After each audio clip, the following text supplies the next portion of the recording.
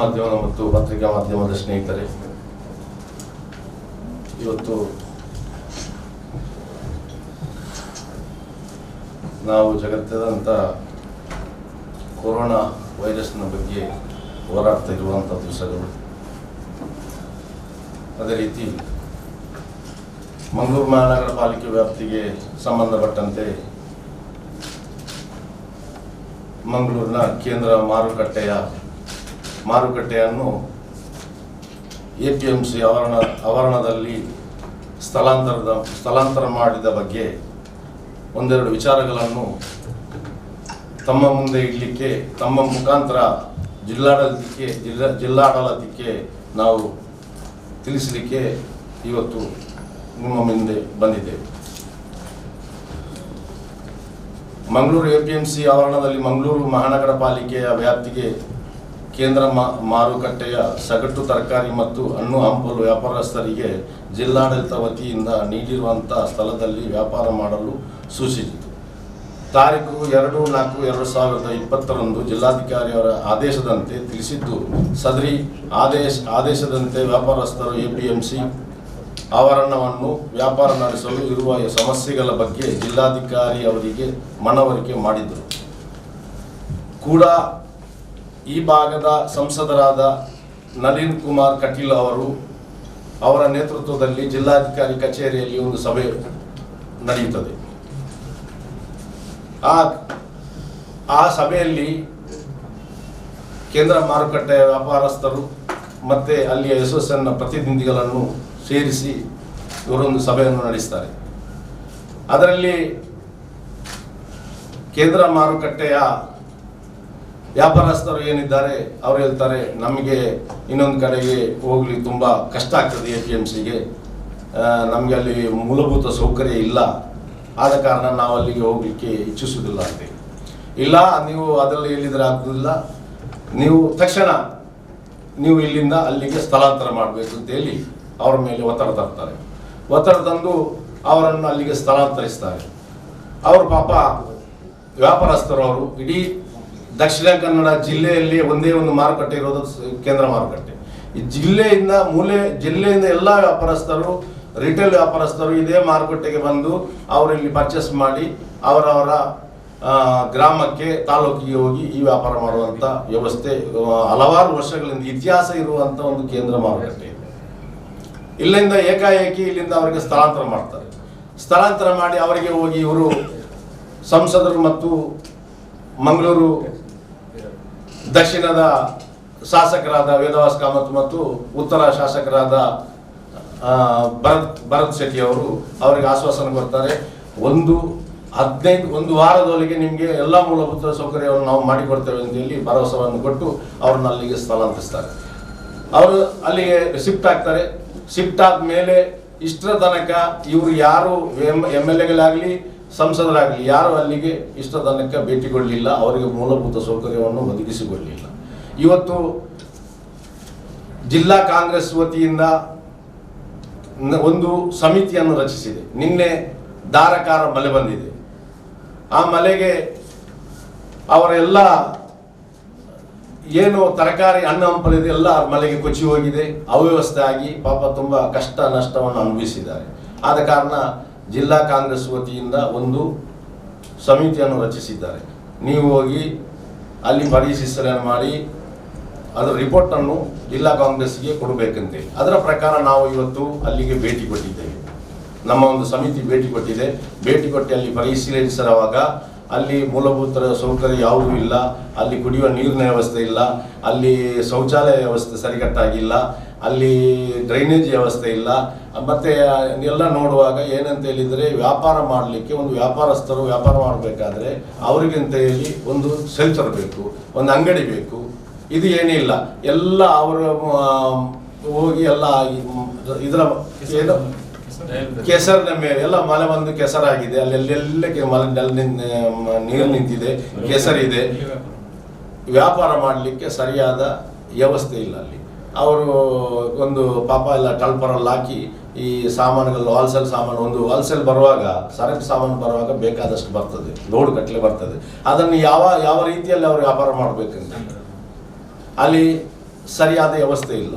ಅವ್ರ ಪಾಪ ಅಲ್ಲಿ ರಸ್ತೆಯಲ್ಲಿ ಎಲ್ಲ ಹಾಕಿ ಒಂದು ಟೋಟಲಿ ಒಂದು ಮಣ್ಣಿನಲ್ಲಿ ಒಂದು ತಲ್ಪರಲ್ಲಿ ಹಾಕಿ ಏನೆಲ್ಲ ಒಂದು ವ್ಯಾಪಾರ ಮಾಡ್ತಾ ಇದ್ದಾರೆ. ಆ ವ್ಯಾಪಾರ ಏನಿಲ್ಲ, ಅವರು ಪಾಪ ವ್ಯಾಪಾರ ಇಷ್ಟು ವರ್ಷದ ಇತಿಹಾಸದಲ್ಲಿ ನಾವು ವ್ಯಾಪಾರ ಮಾಡ್ತೇವೆ ಅಂತ ಹೇಳಿ ಆ ಉದ್ದೇಶಕ್ಕೋಸ್ಕರ ಅಲ್ಲಿ ವ್ಯಾಪಾರ ಮಾಡ್ತಾರೆ ವಿನಾ ಅವರು ನಿಜವಾಗಿ ವ್ಯಾಪಾರ ಮಾಡೋದಲ್ಲ. ಅಂಥ ಅವರ ಪರಿಸ್ಥಿತಿ ಎದೆಗಟ್ಟಿ ಹೋಗಿದೆ. ನಾವು ನೋಡುವಾಗ ಯಾವುದೇ ಮೂಲಭೂತ ಸೌಕರ್ಯ ಇಲ್ಲ. ಅವ್ರ ಹತ್ರ ಮಾತಾಡುವಾಗ ಪಾಪ ಅವ್ರು ಕೂಗ್ತಾರೆ, ಅವ್ರು ಹೇಳ್ತಾರೆ ನಾವು ನಮ್ಮ ಅಸ್ತಿತ್ವಕ್ಕೋಸ್ಕರ ನಾವು ಇಲ್ಲಿ ವ್ಯಾಪಾರ ಮಾಡ್ತಾ ಇದ್ದೇವೆ, ನಮಗೆ ವ್ಯಾಪಾರ ಮಾಡಿ ಆ ವ್ಯಾಪಾರದಿಂದ ಮುಂದೆ ಬಂದವರು ನಾವು, ಇವಾಗ ನಾವು ಇಲ್ಲಿ ಬಂದೆಲ್ಲ ಸಂಪೂರ್ಣವಾಗಿ ನಾವು ನಷ್ಟಕ್ಕೆ ಒಳಪಟ್ಟಿದ್ದೇವೆ ಅಂತ ಅಂತ ಮಾತುಗಳನ್ನು ಇವತ್ತು ನಮ್ಮ ಸಮಿತಿಯ ಮುಂದೆ ಹೇಳಿದ್ದಾರೆ ಅವರು. ಮತ್ತು ಇವರು ಈ ಸೆಂಟ್ರಲ್ ಮಾರ್ಕೆಟನ್ನು ಹಸ್ತಾಂತರ ಮಾಡುವಾಗ ಅದು ಮಂಗಳೂರು ಮಹಾನಗರ ಪಾಲಿಕೆಗೆ ವ್ಯಾಪ್ತಿಗೆ ಸಂಬಂಧಪಟ್ಟಂಥದ್ದು. ಮಂಗಳೂರು ನಗರ ಪಾಲಿಕೆಗೆ ಸಂಬಂಧಪಟ್ಟಿರುವಾಗ ನಿಜವಾಗಿ ಮಂಗಳೂರು ನಗರ ಪಾಲಿಕೆಯ ಕೌನ್ಸಿಲ್ಗೆ ಪರಿಷತ್ತಿಗೆ ಗೊತ್ತಿರಬೇಕು. ಇದು ಪರಿಷತ್ತಿಗೆ ಗೊತ್ತಿಲ್ಲ, ಯಾವುದೇ ನಿರ್ಣಯ ಇಲ್ಲ, ಯಾರಿಗೂ ಗೊತ್ತಿಲ್ಲ.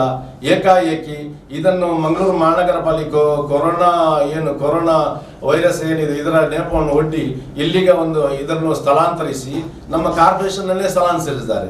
ಈಗ ನಾವು ಮಂಗಳೂರು ಮಹಾನಗರ ಪಾಲಿಕೆಯಲ್ಲಿ 60 ಕಾರ್ಪೊರೇಟರ್ ಇದ್ದೇವೆ, ನಾವು ಪ್ರತಿಪಕ್ಷದವರು ಇದ್ದೇವೆ, ಯಾರನ್ನು ವಿಶ್ವಾಸಕ್ಕೆ ತಗೊಳ್ಳಿಲ್ಲ.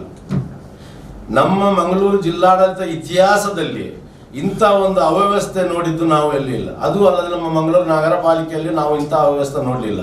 ನಗರ ಪಾಲಿಕೆಯಲ್ಲಿ ಪ್ರತಿಪಕ್ಷದವರನ್ನು ಯಾವುದೇ ಒಂದು ವಿಚಾರಕ್ಕೆ ಬರುವಾಗ ನಮ್ಮನ್ನು ಯಾರನ್ನೂ ಸಹ ವಿಶ್ವಾಸಕ್ಕೆ ತಗೊಳ್ಳುವಂಥ ಪರಿಸ್ಥಿತಿ ಕಾಣ್ತಾ ಇಲ್ಲ ನಮಗೆ. ನಾವು ನೋಡಬೇಕಾದ್ರೆ ಯಾರೋ ಇದನ್ನು ಈ ಆಡಳಿತ ಮಾಡ್ತಾರೆ ಅಂತ ಅನಿಸ್ತಾ ಇದೆ ನಮಗೆ. ಜಿಲ್ಲಾಡಳಿತ ಮಾಡ್ತಾ ಇಲ್ಲ, ಟೋಟಲಿ ಅವ್ಯವಸ್ಥೆ ಆಗಿದೆ. ನಿನ್ನೆ ಧಾರಾಕಾರ ಮಳೆ ಬಂದ ಮಳೆಗೆ ಅವರ ಎಷ್ಟೆಲ್ಲ ಸಾಮಗ್ರಿಗಳನ್ನು ಅವರು ನಿನ್ನೆ ತರಕಾರಿ ಹಣ್ಣು ಹಂಪಲುಗಳು ಕೊಚ್ಚಿ ಹೋಗಿದೆ, ಅವರಿಗೆ ನಷ್ಟವನ್ನು ಅವರು ಅನುಭವಿಸ್ತಾರೆ. ಅದನ್ನು ಸಂಪೂರ್ಣವಾಗಿ ಜಿಲ್ಲಾಡಳಿತ ಭರಿಸಬೇಕು, ಜಿಲ್ಲಾಡಳಿತ ಕೊಡಬೇಕು, ಅವರಿಗೆ ನಿಜ ಹೇಳ್ಬೇಕಂತ ಹೇಳಿದರೆ. ಅದು ಅಲ್ಲದೆ ಎಲ್ಲ ಮೂಲಭೂತ ಸೌಕರ್ಯದಿಂದ ಅವರು ವಂಚಿತರಾಗಿದ್ದಾರೆ.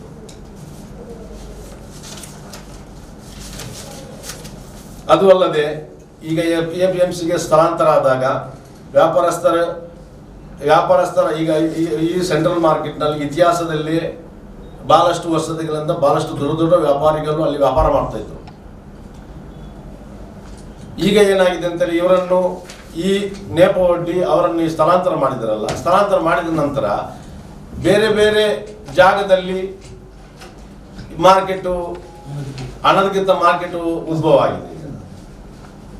ಇಲ್ಲಿ ಪಾಪ ಅವರು ಎಷ್ಟು ವರ್ಷದಿಂದ ವ್ಯಾಪಾರ ಮಾಡುವ ಸಾಲದಲ್ಲಿ ವ್ಯಾಪಾರ ಮಾಡ್ತಾ ಇದ್ರು, ತಕೊಂಡು ಹೋದವರು ಇನ್ನೇ ಮುನ್ನ ಅವರ ಹತ್ರ ಬರ್ತಾ ಇಲ್ಲ. ಈಗ ಇವರಲ್ಲಿ ಕೋಣಾಜಿ ಆಗಲಿ, ಕೇಸ್ ರೋಡ್ ಆಗಲಿ, ಬಿಸು ರೋಡ್, ಕಣ್ಣೂರು ಮತ್ತು ಇನ್ನಿತರ ಭಾಗದಲ್ಲಿ ಎಲ್ಲ ಅಲ್ಲಿ ಹೋಲ್ಸೇಲ್ ಬರ್ತದೆ, ಇದು ಟ್ರಕ್ಕಲ್ಲಿ ಬರ್ತದೆ, ಅಲ್ಲಿ ಮಾರ್ಗದಲ್ಲಿ ಸುರಿತಾರೆ, ಅಲ್ಲಿ ವ್ಯಾಪಾರ ಮಾಡ್ತಾರೆ, ಅಲ್ಲಿಂದ ಹೋಗ್ತಾರೆ, ಸೀದಾ APMCಗೆ ಬರೋದಿಲ್ಲ. ಇದರಿಂದ ಸಹ ತುಂಬ ಅವರು ಸಮಸ್ಯೆಗೆ ಒಳಗಾಗಿದ್ದಾರೆ. ಮತ್ತು ಇನ್ನೂ 3,000 ಜನಗಳು ಕೂಲಿ ಕಾರ್ಮಿಕರಲ್ಲಿ ಬೆಳಿಗ್ಗೆ ಮಾರ್ಕೆಟ್ನಲ್ಲಿ ಬಂದು ದಿನನಿತ್ಯದ ಅವರು ಕೂಲಿ ಕಾರ್ಮಿಕ ಕೆಲಸವನ್ನು ಮಾಡ್ತಾಯಿದ್ರು. ಅದು ಸಹ ಇಲ್ಲ. ಈಗ ಅವರಿಗೆ ಏನಾಗಿದೆ ಅಂತ ತುಂಬ ಸಮಸ್ಯೆ ಆಗಿದೆ. ಪಾಪ ಅವರ ದಿನನಿತ್ಯದ ಎಲ್ಲ ವ್ಯವಸ್ಥೆಗೆ ಬಂದ್ ಮಾಡಿದ ಹಾಗೆ ಆಗಿದೆ. ಅವರಿಗೆ ಏನು ವ್ಯವಸ್ಥೆ ಇಲ್ಲದ ರೂಪದಲ್ಲಿ ಬಂದಿದೆ. ಅದಕ್ಕೂ ಸಹ ಜಿಲ್ಲಾಡಳಿತನೇ ಹೊಣೆ.